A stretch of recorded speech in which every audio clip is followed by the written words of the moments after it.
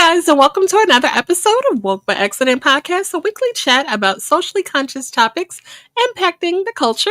We are happy to have our co-host, Simbaza, host and creator of the Simbaza podcast. Originating from the Republic of Kenya, he has established himself as a distinguished voice in the podcasting community. His work has been recognized with 3 nominations for Best African Diasporan Podcast by the APVA, along with a nomination for Best Blog by the Texas Creator Awards. Simbaza has also been a featured presenter at Afros and Audio Podcast Festival and contributed at the 2025 Pod Fest. Welcome, Simbaza. Thank you, Jen. Oh, by the way, I'm the speaker. I wanted to let you know I'm also the speaker this coming Pechakucha again for 2026. So that's a new thing that's going on. I'd like to say hi to everyone who's on. And what festival is that at? That's still Podfest. They're doing. Okay. They have the Pechakucha thing, so they The invite 2026. 2026. Right. Oh, and guess what? I did get an invitation to volunteer for the World Cup. You know, the World Cup is coming up in next year here in Dallas. Oh, nice. Hosting a lot of events. So I got, it's 18 and over, so they asked for volunteers, and I volunteered, and I got my part. So looks like I got some things to do next year. Oh, that's cool. You ought to get one of those GoPros that you can put on your hat or something so you can get some Pretty much. I think I'll content look or something. Yeah, that'd be cool. I'll definitely make some content on that. I wanted to thank everyone who's on East African Excellence on Clubhouse. That's where we're posting our information. I see someone's already there. Welcome to the show. That's T. Welcome. And then anyone who is joining us on our TikTok Live, you're welcome. And thank you for sharing with us. Also, YouTube, Facebook, or anywhere where you're capturing us. We want to thank you. Even StreamYard, I think. We just want to thank you and gladly appreciate you taking time to hang out with us. So let's get started. Definitely. Shout out to the additional platforms and thank you for setting those up. And kudos to your speaking engagement for the 2026 Podfest. That's pretty awesome. So we'll definitely want to support you in that. Let us know if we can do any sharing of content or anything to get prepared for that, which is coming up right around the corner. Most definitely. I have a topic there, and everything looks like it's going to be okay. Good. So we're ready. We're ready. Now, we start with affirmations, right? Sure. I missed out on these affirmations over the last couple of weeks. But here's the affirmation for the day, for this week. It says, my intuition and wisdom guide me in the right direction. I'll repeat that again. My intuition and wisdom guide me in the right direction. That's the affirmation for the day. Okay, we received that. Thank you for sharing. Anything else that you have for us, Mother? Yeah, in a little bit, let me go ahead and we're gonna do the African proverb, right? Okay. This week I didn't travel. Christmas, I got a lot of things to do and getting ready. But I found one, and the African proverb says, wisdom is like a baobab tree. No one individual can embrace it. You know how big a baobab tree is, right? No, but it's quite large. Yeah, is that right? Yeah, they go up to 100 years old. So it's a big tree. I mean, you can't even. It's that big. You know what's funny is they just grow at random, and there's one that just popped up in our backyard in our farm just the other day. I'm imagining this tree is going to be here even past when I'm absolutely. Yeah, my kids might even their kids might come and see it because it's just started growing. It's still small. Yeah. So yeah, that's pretty cool. That's the proverb of the day. But Jen, you forgot. What would you decipher off of our proverb? I guess repeat it again because I kind of. Wisdom is like a baobab tree. No one individual can embrace it. Yeah, I mean, like you said, it's large, right? It's so that it's vast. ever changing, ever growing. It's, Mhm. something that is a constant. And Mhm. so we should, be like that and be constantly growing and evolving and learning to be like the tree. I don't know. Yeah, that's good. That's good. I like that the way you said it. I think in my perspective, I'll say is that all that is on Earth, the Earth is a big place. Hmm. You cannot know everything. You Right. have to do your due diligence and be happy with the fact that you know what you know, and there are other people who can help you out know whatever is left of around you. Actually, I have a blog about something like that. Hmm. It's coming soon on the Java with Sambaza podcast. So go ahead. Let's start with the show. What do we have for today? It looks like it's going to be really interesting. Let's see. It was yeah, it was about the Campbell soup. Why am I forgetting? Yeah. The Okay. So let Campbell me do soup. our introduction of the topic. Let's And start. shout out to the chat. Thank you guys for coming in on additional platforms. So we came across this news story and about Campbell's soup, and my ears perked up. Being previously being a fan of the product, so I was surprised of what we found out about this, and so we wanted to get into this conversation, and that kind of opened up the window of this conversation about class and consequently or coincidentally there are also some updates with the SNAP benefit program, and so we will share that as it kind of ties in with this theme of food insecurity and the working poor and class and food. And so yeah, so that's where we are. So in this episode we'll get into this matter with Campbell Soup. There's a lawsuit with Campbell Soup. A top executive is accused of calling their products highly processed You foods for poor people. you already given the whole story. You know what, Sambaza? This is not a guess. This is but this is what we're talking about. So Right. this We're is gonna the talk about. introduction of what we're talking about. So while many families stretch every dollar at the store, comments like these really caught wind on the internet. So if you look out there, on some of the people are upset. They are not buying Campbell soup, and they're really upset about this. And so I just thought about what are these comments like about going behind the layer? Like, what does this actually mean?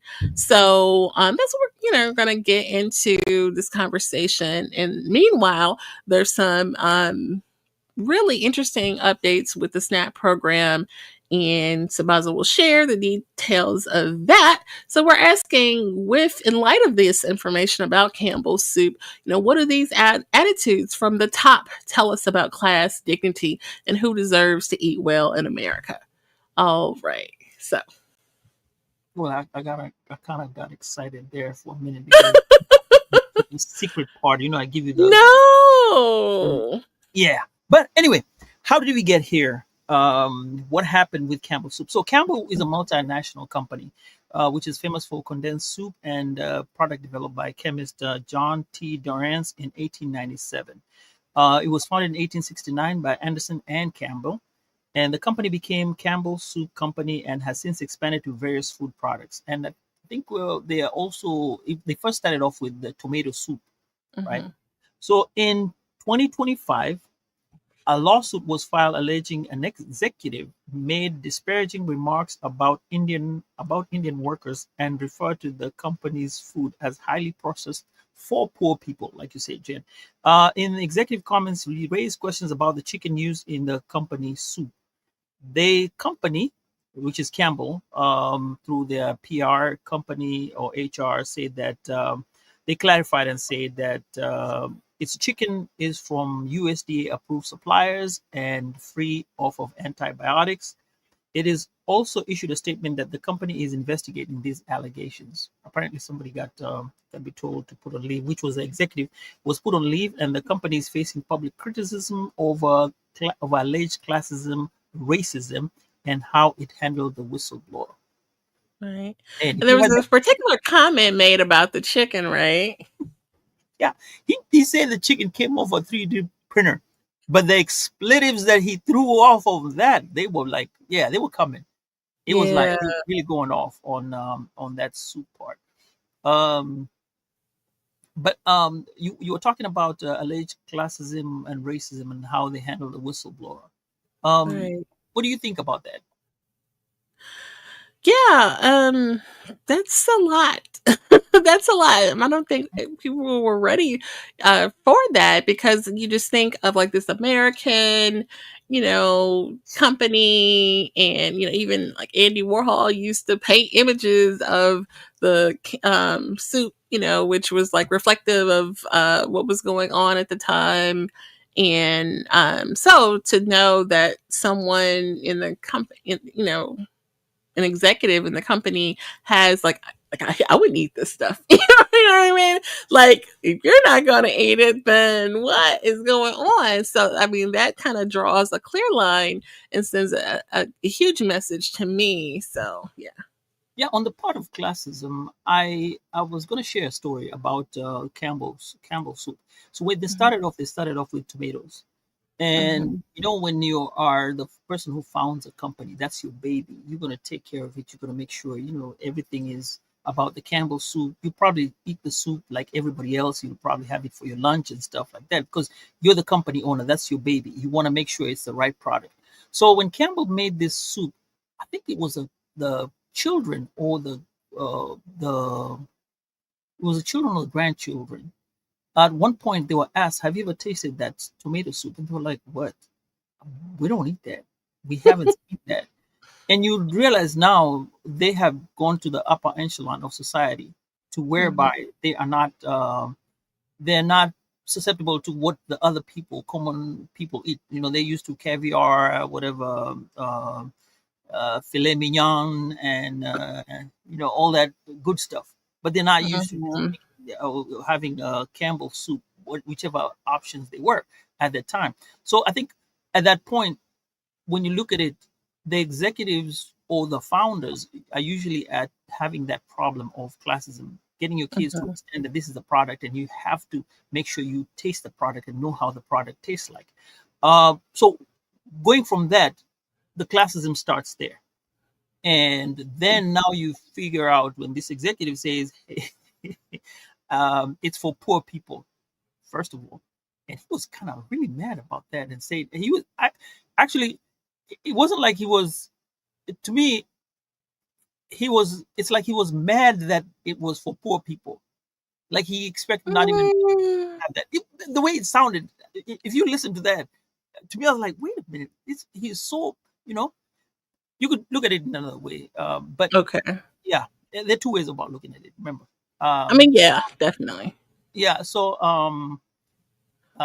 even about the Indian worker racism, Hmm. the part about the racism where now you discriminate people from actually it's racism when you discriminate the poor people and then the Indian person and then also the Indian worker. I mean, they had the whistleblower rights, so you can't treat them in a different manner because of the fact that they brought something to their attention or something like that. It was something to do with an IT guy who would say something about some practices that were going on over there. And then Hmm. referring to a 3D printer, man, that's crazy though. That's crazy. Yeah, that's huge. I mean, it definitely may have a case there because you can't kind of take a statement like that back. This is like, where did that even come from if it's not true? Or is that just his, exaggerated opinion of, not knowing what goes into the, packaging process or something like that. But it to me, it's like, I don't eat this stuff. You know what I mean? This stuff is for poor people. So, yeah, that's huge. I mean, other companies, they like this is like you said, this is my baby. I eat this. My family eats this. Like this, we are that company. You know what I mean? You would think the higher ups would support and promote their company in that way. But before we go on, why Mhm. don't you greet the chat? We had a comment there. Oh, Ed Campbell showed up today and he says, "Peace and gratitude, family." And hey, Ed, welcome to the show. Glad you could join us today. Yeah, And shout hope out you to had a Brother great Ed. Hope you had a great Thanksgiving. And yeah, welcome. Okay, we got another comment. Oh, I said potential contamination with wood fragments in cilantro. This is a crazy. Plus, they have had issues in 2017. There was a recall. I love me some Campbell noodle soup with crackers. Man, yeah, that's true, man. I love it too. And, and I think Yeah. the problem also is, reeling off of that is the fact Mhm. that people are now going into this vegan, not vegan stuff, but natural stuff, vegan Mhm. stuff. So when you have a product like that, it really takes away from you having your core customers, because Right. everything is very expensive. Well, when you buy vegan food or natural foods, they're very expensive. So when on whole foods, so when you go to purchase a Campbell, they have a bottom line that they're trying to capture, and that affects it so much when you have issues like this, like the cilantro case, and now you have this thing about 3D printer chicken. Allegedly, right. Oh, allegedly, Um, allegedly. I'm sorry, allegedly. yeah. So, I mean, right. So, but I don't know. Like, there's a way to elevate canned foods. You know what I mean? You ever watch Top Chef and they give them a challenge of like how to turn something like normal and regular and like make it taste like something expensive that rich people would eat. So, I mean, I don't buy that just because we're rich that and but we're the Campbell Soup family or the CEOs or the CFOs. Like, my family's gonna be eating it. You know what I mean? Even if I don't know, but Let me put it this. clearly. Let me put it this. These comments are mine and mine only. They don't reflect the company I work for or anybody else. Strictly Right. Ambaza podcast. Okay. So for me, when I look at it, processed. Okay, and here's where I go. I'm used to food that's natural, farm to table. It should be as close as possible. Mm, If I can have the soup, or if I can make my own soup, and then if I can get the stuff that's in there naturally selected, then I'm on of a better chance of advancing my lifestyle, advancing for my sure. life, because of the stuff that's being put there. Because to preserve something, I mean, the can stays there for like how long? You can put a can of soup, of noodle soup for a year, at least a Mhm, year, right? mhm. And even though when they say that it's sell by this date, doesn't mean that it's bad. You can Right. still use it. So when you look at something like that, it kind of takes you aback when you are into natural stuff, because you kind of you know what I'm saying. And then now, who can afford? Remember those food deserts? The story about food True. deserts, and then True. now who can afford it? And then you got Right. I those. mean, it's not the healthiest choice. Obviously, like you said, the canning process is something that is a high sodium situation. It is highly processed, but I mean, is it not? It's not unedible. You know what I mean? So, and it shouldn't be labeled as for poor people. Clearly, so yeah. So that kind of brings me to my next point when executives like this make these shameful type of statements, or they're shaming the processed budget friendly foods, it makes you wonder, who are they talking about, the product or the people who buy it? You know what I mean? You can't kind of like get away from that elitist kind of attitude. Right. I think I'd make my executive. I think if I was the company, I'd make my execs have it for lunch as part of your meal. You come in, you have a day, you all sit, and we have the soup. We taste what is being made.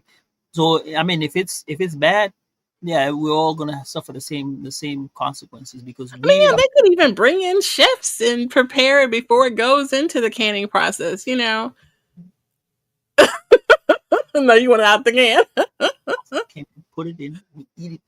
It's seen by everybody. This is our lunch hour, and we eat it.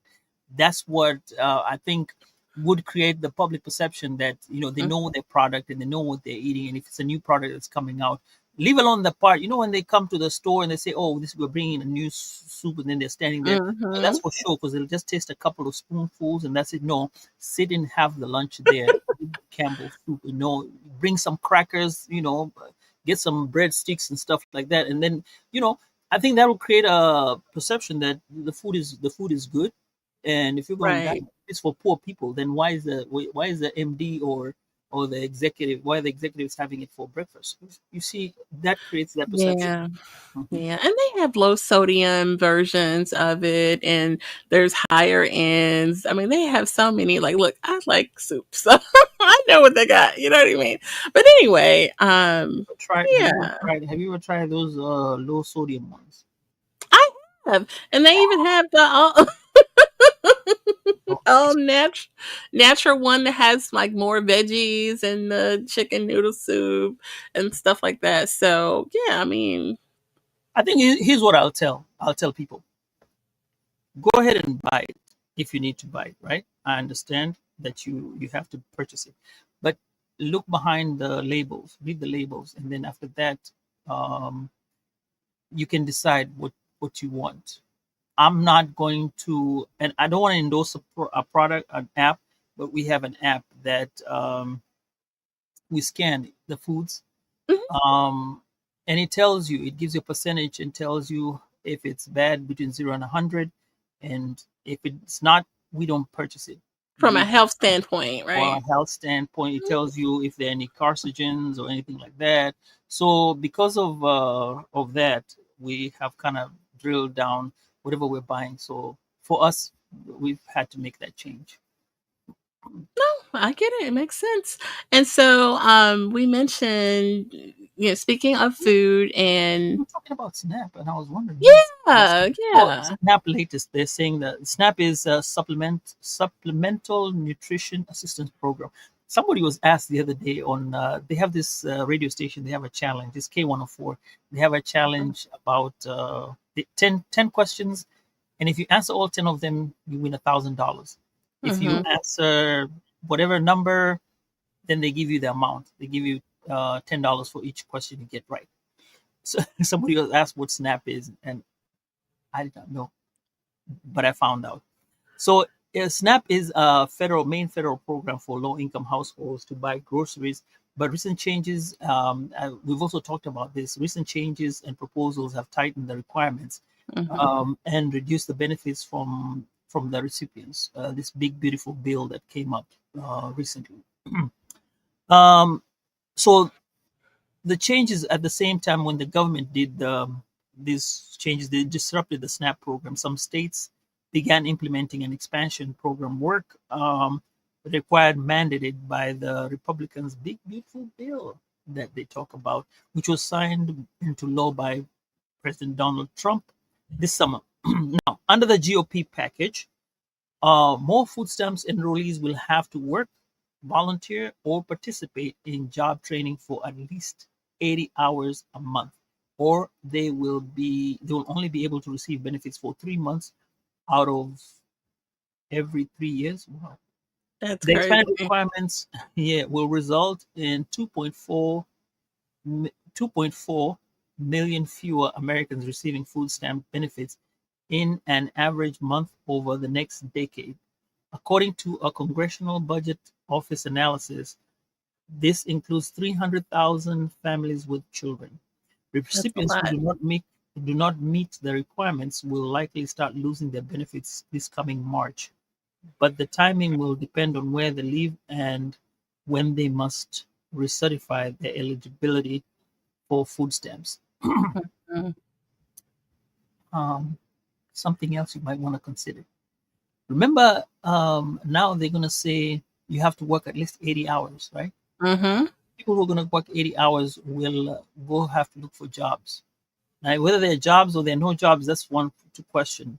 But this will come in a jobs report that there are a lot of people who are working, but these are the ones that are being targeted for work. And you'll see the jobs report reflect that there are a lot of people who have been employed to do jobs, which is good. I mean, they're going to be working, but is it a true reflection of work? It may be, but Mm. give or take. But you're going to see it in the jobs report, and it'll tell you, oh, tremendous. But But anyway, I but I wonder, is that the concern? I mean, obviously, from yeah, the I mean, presidential standpoint, that's the concern is, people should be working and not receiving benefits. But I mean, there's some people who are unable to work, and they have, these food benefits for a reason. So you can't just lump everybody. There's some, mothers and moms. There's some veterans. There's, um, disabled folks who receive these benefits too. But I mean, it's going to depend, I guess, on your individual case on if these requirements will be placed upon you. But it seems pretty stringent. I'm just thinking like a mom with maybe many small children or something like that. So those are the ones who will get the benefits. But you see, per CNN, Republicans have long waited to beef up SNAP benefits existing work requirement, which used to apply to beneficiaries aged 18 to 49 who do not have disabilities or dependent children. The GOP increased the age threshold to 54 as part of the 2023 debt ceiling agreement. The GOP also spending bill further broadened the work requirement to include recipients through the age of 64 and parents of children ages 14 to 17 years.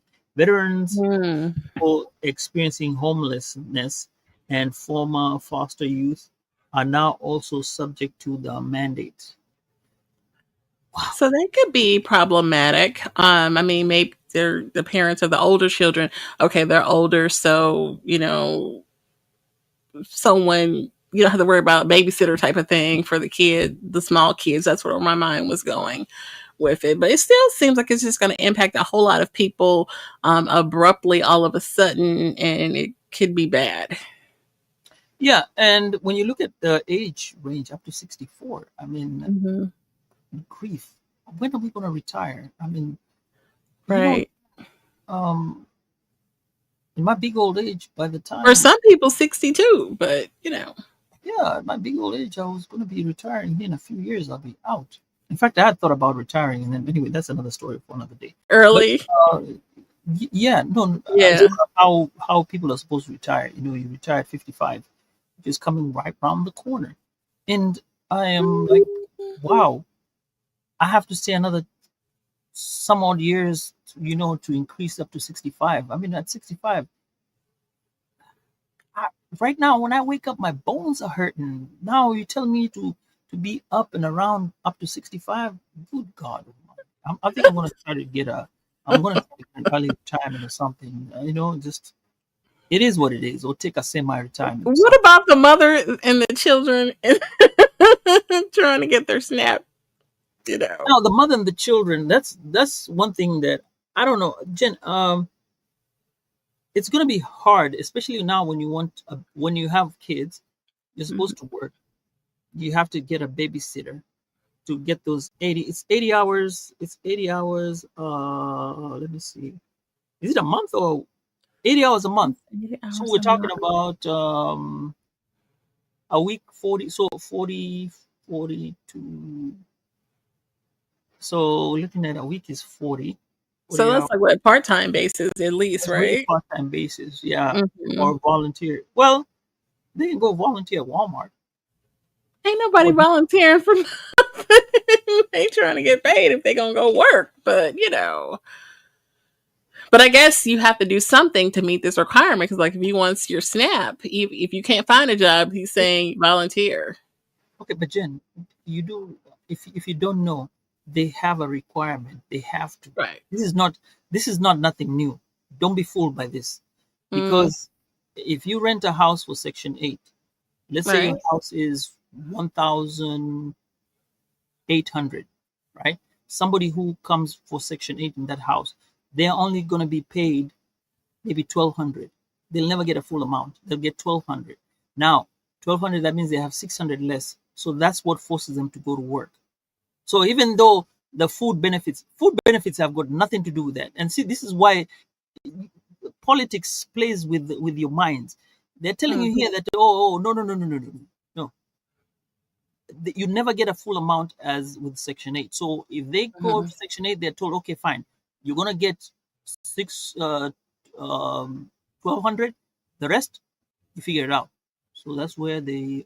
Wait, you talking about the owner, right? Like that the people who rent, they only have to pay with the $25, and then right. So Jen, you have a house. I'm on Section 8, right? Right. I come to you and I tell you, Jen, I see you have a house you want to rent. You say, fine. How much is it that that you require? You say, okay, my rent is 1,800. When they go apply for Section 8, actually they'll come with a voucher. They'll tell you, my voucher Mm-hmm. states that I have 1,200. Will you accept the 1,200, or will you accept to take me with my 1,200? You say yes, because you are assured of 1,200. Oh, Now I see. Okay. you're not gonna care about the 600, because they're gonna come up with a 600 as a house, as a rental. So I think that's the part where they sell those food stamps and you get the 600. Mm-hmm. But either way, you're still gonna work for it. So you have two options: either you're gonna sell those, yeah, whatever, That you're but not supposed to do. you're not supposed to do, or and by the way, even if they sell them, they sell half price or whatever. I don't think they even sell them Mhm. at full price. Oh no. Yeah. Yeah. So now you're trying to make that difference, and sometimes you can make it by just not working, but sometimes you may have to work some couple of hours. So Wait. either way, you still gonna have to work. So this Right. idea of them telling you that they have to work 80 hours a month, uh, really, it they just want to show that now they want to show that people have gone to work. So that they put it there like, oh, somebody Mm-hmm. who's working. We have, remember the jobs report, it'll show people have gone to work. See, the economy is Mm-hmm. doing well, people are working now, Okay. So that's kind of the yeah. yeah. But before that, it didn't matter, because whether they liked it or not, you still have to work. Because if you are left with 800, you are left with $800 or $600. Say your rent was 800, and I had $600. I'll go work somewhere part time, pay off my Mm-hmm. 600. Or if my boyfriend might give me the 600. If I'm whatever, if my wife, say I'm the one on Section 8, my wife will get me the 600. You see, Mm-hmm. then we can stay. I mean, there we go. So it worked out. Mm. So here, When you mentioned the selling of the shoes, and I was trying to remember what the last going rate was. Not saying I participate in anything like that. I want to say me, I don't it know. was I can never deny 60 nor for confirm that 40. it's done. But all I'll say is I have heard, but I cannot confirm nor deny. Uh, Yeah, I think it's 60 for 40. But oh, 60 40. Okay. hmm So how much you gonna get? But anyway, that's another story. If you and want just to for date someone, discussion purposes, when we were single, you want to date somebody who was in Section 8, What? who had food stamps. Oh Ooh, God. groceries. You had a full pack of groceries. My buddy used to be like that. He had a full pack of groceries. Man, I used to go to his house and raid his house for the groceries. I was gonna say I know some single gentlemen that get it, for whichever reasons, disability or whatever the case Mm-mm, is. So yeah. mm-mm. No, this used to be dating somebody. Okay, that's another scenario. I'm just saying that there's some Oh, single yeah. There's gentlemen that that one. Yeah, get benefits. I Yeah. get that one. But now Um I'm talking about the other part. That's a gentleman. You have a waist.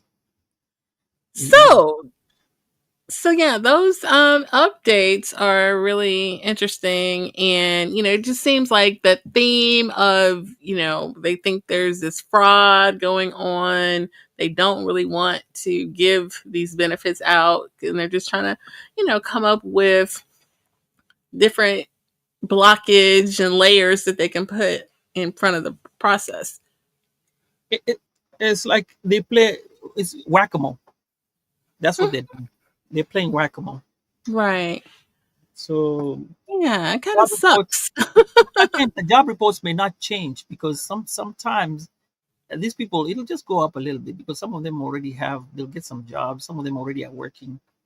You know, you get some of the people who are good, especially when you say who on Section 8. Some people were like, okay, fine, I'm not gonna get the full amount, but I'll go work because they need it.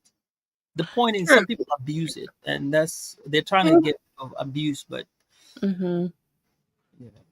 Yeah, I had a good point in here about, so this public, what does this say about public no policy priorities when the focus is on policing poor people's work hours rather than raising wages or lowering food prices, so it's a clear message being sent with this, as shared there.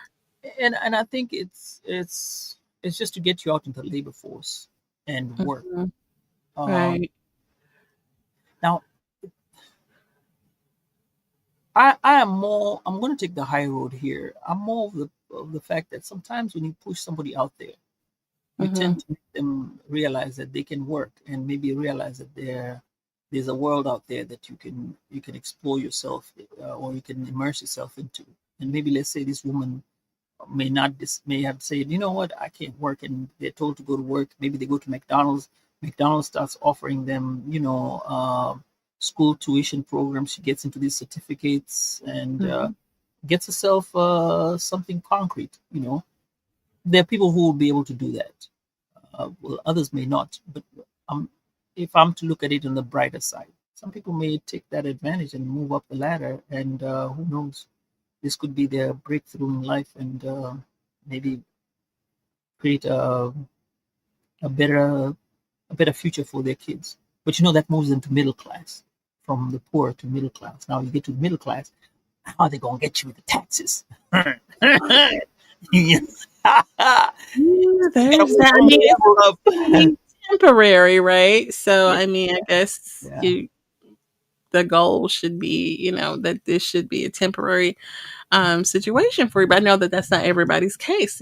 Some people, have extenuating circumstances. So, yeah. Some people are sick. Some people just can't. yeah, definitely. And I think at that point, like if you notice now, most of what will happen is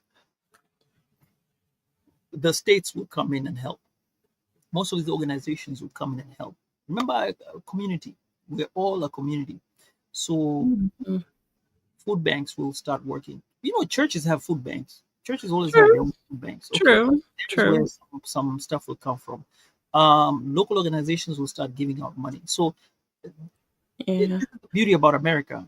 It always has a way of adapting, and any country has a way of adapting to the stuff that you give, the stuff that you give. So you try to push something, people will always find somewhere to get that deficit, right? Yeah, and there's limits and requirements and things like that, but yeah, Yeah, there's definitely resources, like you said. So yeah, yeah. So people are not gonna. Well, people will go hungry, but we hope and pray that with these food deserts and stuff like that, we hope people don't go too far into poverty and right, lack of meals. Yeah.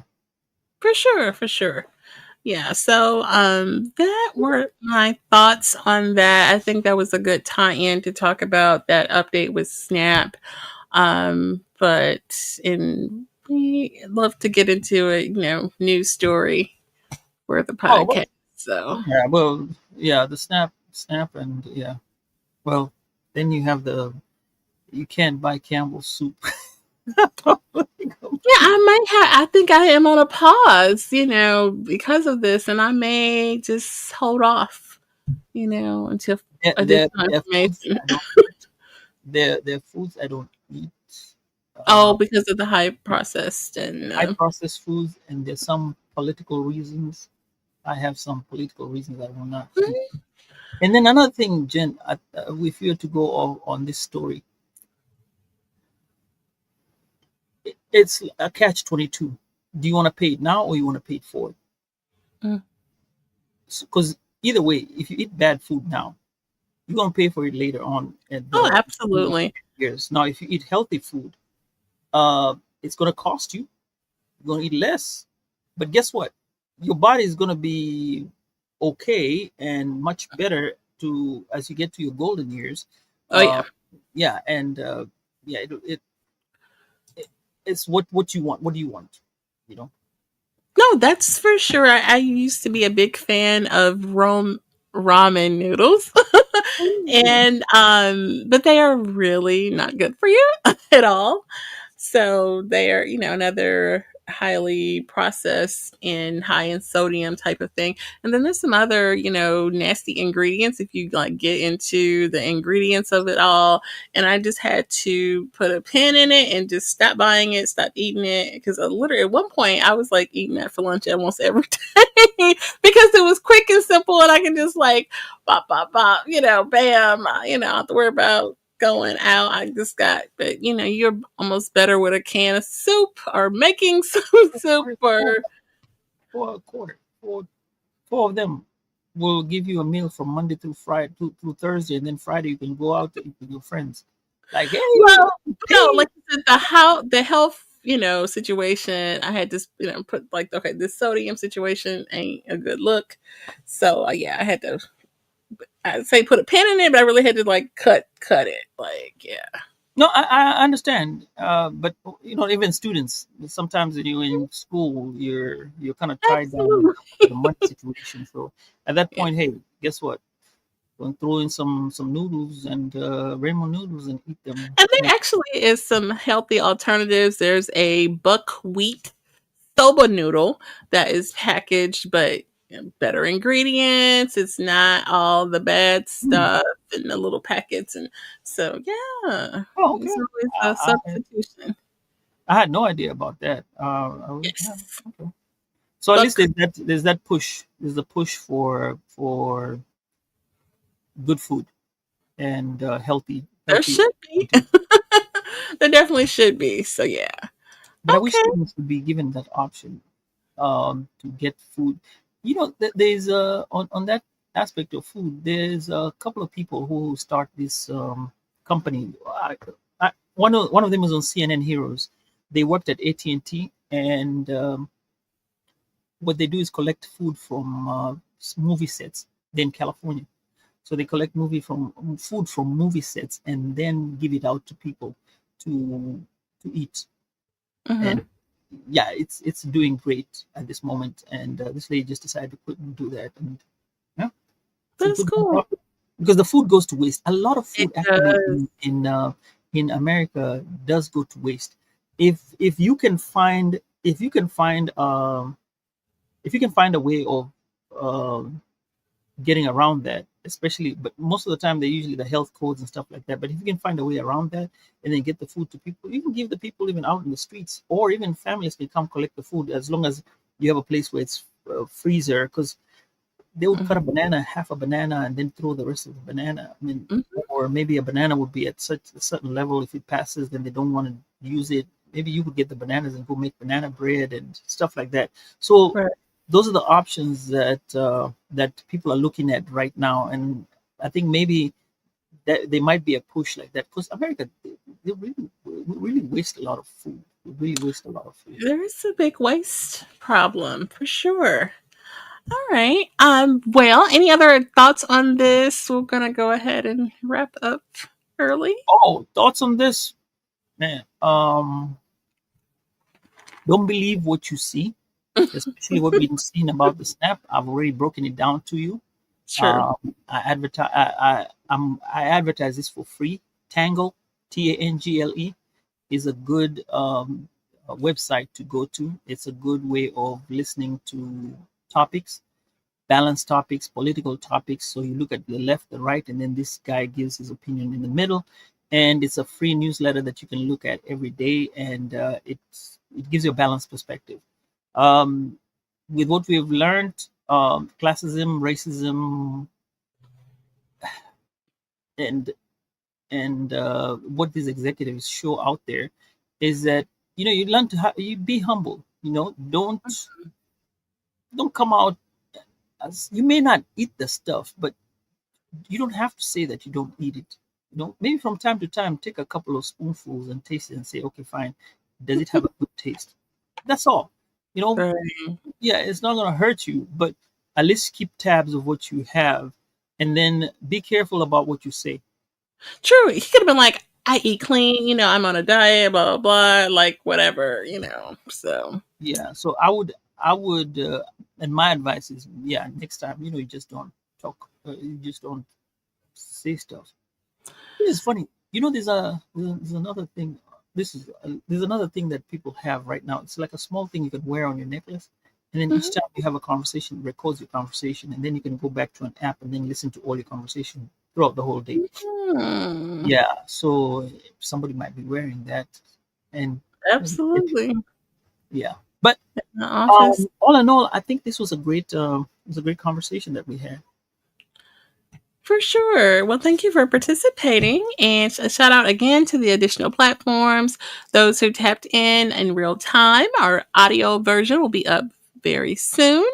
If you're watching the visual episode, as you see flashing at the bottom, like and subscribe to the YouTube. Woke by Accident. And don't forget about Sabaza Podcast YouTube channel, which this is also streaming on. Oh yeah. Yep. Everybody, hi. Thank you for all those who came in. We really appreciate you all. And as we get into the Christmas period, let's enjoy ourselves. And if you drink, get an Uber. Hey, come to think of it, the Ubers, the self driver, have landed in I Dallas. saw I saw it recently. that. They're supposed I to was, be coming here too. look, they were a sight. I mean, I was staring at them in California. Sorry to go about this. I was staring at them in California when we were there. Sometime, yeah, it was sometime in June last year. Yeah, June Mhm. last year. We were staring at them like, wow. But They, isn't it interesting that they're supposed to be so much more safer than people? And it's probably true. you know what's so weird is how they stop at the stop sign Hmm. and they move with the Hmm. traffic like there's nobody. People are actually staring, and I don't look. I was staring, even though was a time they were picking up somebody, and it, the street was kind of was full, and it went and turned around the corner and waited for them, so they had to go around the corner and wait for it and get in the car. And I was like, Hmm. we couldn't get it because of the app, and you had to have an address for that for San Francisco. Um, We're in San Francisco at that time, yeah, I so would try Bay it Area. though. Oh yeah, I it's would try it. hey, Yeah, I'm that's gonna pretty try it. cool. Yeah, it's just just for fun. I want to try and see how it is. Definitely. And it's supposed to be safer. So, I mean, I'm all about being safe, especially the way some people drive on the road. When you look So, at your car nowadays, if you look at all the options that are put in a car, like hmm. I have a car where when you get close to somebody, it kind of beeps and stops. Hmm. Or when Hmm. the car is leaving you, when the cars ahead of you are starting to leave and it's a distance, it tells you, oh, car in front of you is leaving you. So when you having all these options, and then the side things, the sensors on the side, then you know that we can park. I think all those combined, nowadays the car is a bit more safer than Yeah, before. that's true. Oh, And look at what absolutely. they're doing with the car itself. The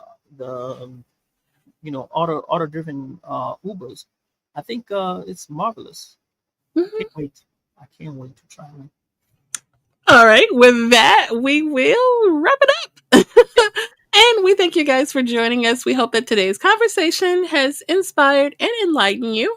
If you found today's episode meaningful, please consider sharing it with friends, family, like, and subscribe.